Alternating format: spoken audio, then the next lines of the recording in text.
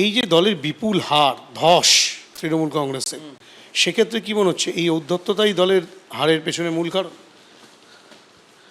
তিনটে কারণ। প্রথম কারণ হচ্ছে আইপ্যাক। বিগত 6 মাস ধরে তৃণমূল কংগ্রেস একটা রাজনৈতিক সাংগঠনিক দল, সেই দলটাকে চালিয়েছে একটা ব্যবসায়িক সংস্থা যার নাম আইপ্যাক। আর দিদি এবং অভিষেকদা দুজনেই অন্ধের মতো তাদের বিশ্বাস করেছে। তারা আমাদের থেকেও টাকা নিয়েছে, তারা বিজেপির সাথেও সেটিং করেছে, দিয়ে দলটাকে পুরো ভোগে পাঠিয়ে দিয়েছে, পুরো দলটাকে শেষ করে দিয়েছে। কাউন্সিলর, পঞ্চায়েত প্রধান, পঞ্চায়েত সমিতির মেম্বার, জেলা পরিষদের কর্মাধ্যক্ষ, এরা যা অত্যাচার করেছে, এরা সাধারণ মানুষের থেকে যা তোলাবাজি করেছে, তার এটা ফল। আর সর্বোপরি কারণ মহিলা সম্মান। আমরা ভাবতাম 1500 টাকা দিচ্ছি, সব বাংলার মা বোনেরা দিদিকে ভোট দেবে। আপনি 1500 টাকা দিয়ে বাংলার মহিলাদের সম্মান কিনতে পারেন না।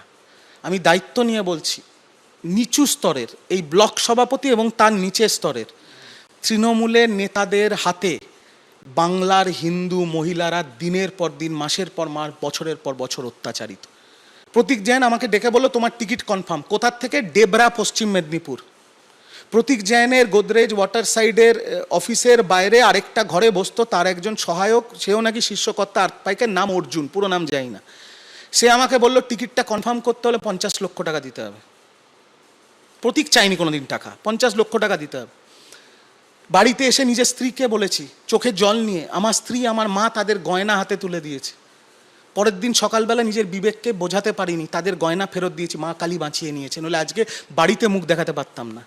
ওরা কি করতো, ধরুন একটা বিধানসভায় 4 জন স্বপ্ন দেখছে বিধায়ক হবে, ওরা 4 জনকেই গিয়ে বলতো তোমরা বিধায়ক হবে, বলে যার কোনো চান্স নেই তার থেকে নিত 20 লাখ টাকা,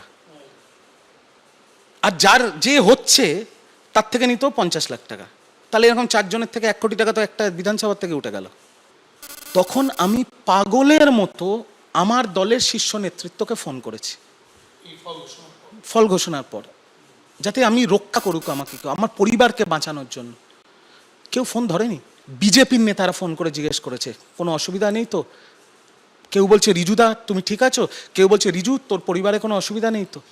আমি তখন বাধ্য হয়ে, আমি ওপেনলি বলছি, মুখপাত্র হওয়ার সুবাদে আর আমার মার দিল্লির পরিচিতিতে, আমি দিল্লির বিজেপির কিছু শীর্ষ নেতৃত্বের সাথে যোগাযোগ করি এবং বঙ্গ বিজেপির কিছু শীর্ষস্থানীয় নেতৃত্বের সাথে যোগাযোগ করি এবং তাদের বলি যে আমার কি বেঁচে থাকার অধিকার নেই, আমার পরিবারের কি বেঁচে থাকার অধিকার নেই আমি তৃণমূল করি বলে, না আমার জীবন জীবিকার অধিকার নেই, আমার চাকরি টাকরিও আপনারা সব নিয়ে নেবেন, আমি কি করব?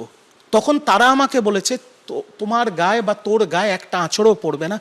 এবং আমি এটা বলবো, আমার লোকাল বিজেপির বিধায়ক রিতেশ তিওয়ারি, তিনি পুলিশকে ফোন করে স্পষ্টভাবে বলেছে যে রিজুর গায়ে হাত পড়া মানে আমার গায়ে হাত পড়া, এবং আমার পরিবারকে রক্ষা করেছে। তার সাথে লোকাল যে বিজেপির লিডার, মণ্ডল সভাপতি ইত্যাদি তাদের শাখা সংগঠনের নেতৃত্ব। এই সত্যি কথাটা আমি বলেছি বলে আজকে দল থেকে আমি সাসপেন্ডেড। এবিপি আনন্দ, এগিয়ে থাকে, এগিয়ে রাখে।